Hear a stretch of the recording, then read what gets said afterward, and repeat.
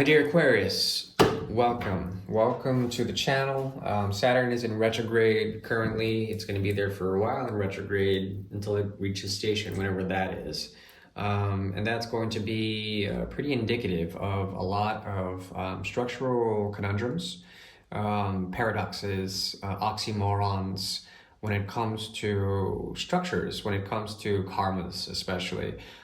Because Saturn goes into retrograde, the great bringer of karma, the great bringer of binding, that is Saturn, and the great wisdom that comes from that, the elation that comes through great time, great ideas of time are encompassed here. Because it's your ruler, and because you probably have a sun, moon, or ascendant in the energy of Aquarius, it's important to really take care of your body, your subtle body, your emotional body, your astral body, your emotional body, all of that, and to retrace where you've been and sort of project what you're going into. It's difficult because of such, your expressions are limited, and there's a binding quality to your outward pushes. It's like a ring of Saturn. It takes materiality and puts it into this disc, this sanskar, this record, and it's a beautiful thing. But at the same time, it's restrictive, and it's restrictive in order to compose materiality, to bring forward reality, to bring forward something visible in your life. So it's a very interesting astrological phenomenon that's happening now, Saturn retrograde. We're going to go now into July 2023 to prognosticate for the energy of Aquarius through the auspices of Saturn and the 11th house. And we're going to look into the quantum triangle. The quantum triangle is a tool discovered by the twin sun to see particular energies that have to do with 6 cards, 2 in the ascendant, 2 in terms of rising up in the triangle, and then 1 in the past, 1 in the future, 2 and 2.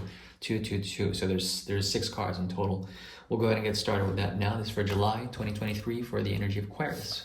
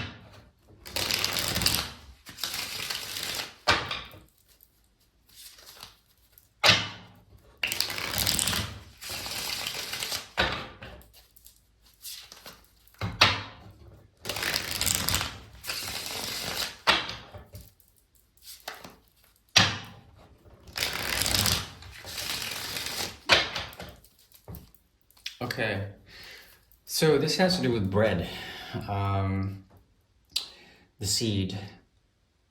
This has to do with procreation. This has to do with harvest. This has to do with the new beginning, a new dawn. This has to do with the future. In the future, there's a possibility of bringing forward, or you being brought truth. This person is someone new. They represent a new cycle. There's going to be a sense of transformation through truth. They will bring you truth. This person comes from something inevitable, something where they didn't have the choice, something where they were gifted something, and they had to give this gift to someone else. They will bring you truth, and it comes through the golden round. This has to do with tomorrow, the idea of tomorrow. This person comes from the future.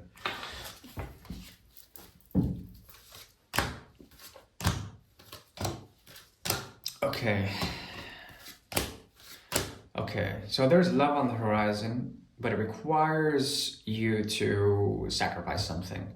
In the past, you've done that. There's something about you being a good person, for one thing.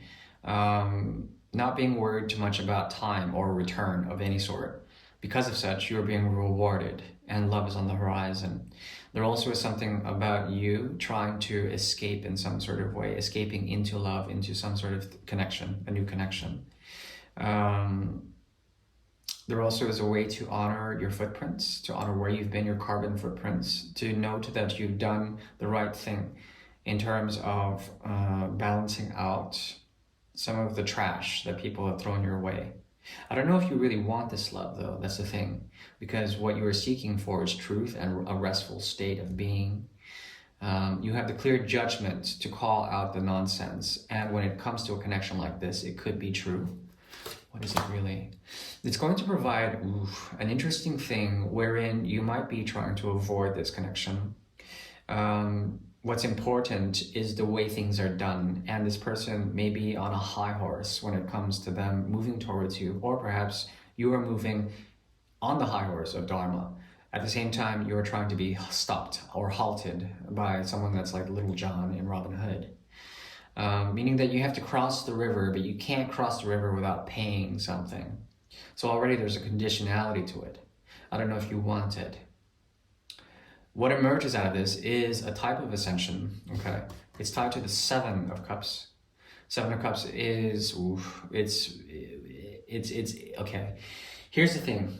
For the month of July, the Ten of Swords shows up. There's an ability to be restful and prevent yourself from any sort of manipulation. Your shields are very high, and your shields are very high to prevent you from being drunk with delusion when it comes to so-called realities or temporalities.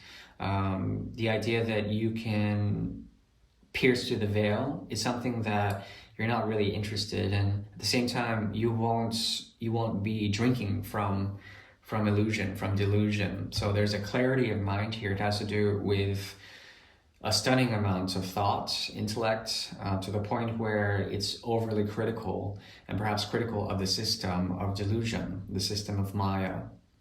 Therefore, you can ascend, but at a heavy cost. It requires a lot of intellect and a lot of processing of the mind.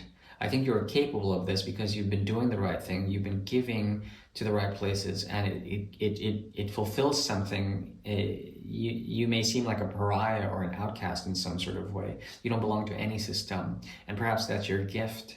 At the same time, it can be a curse. There's something about what you desire that is not inherently yours. It's influenced by others.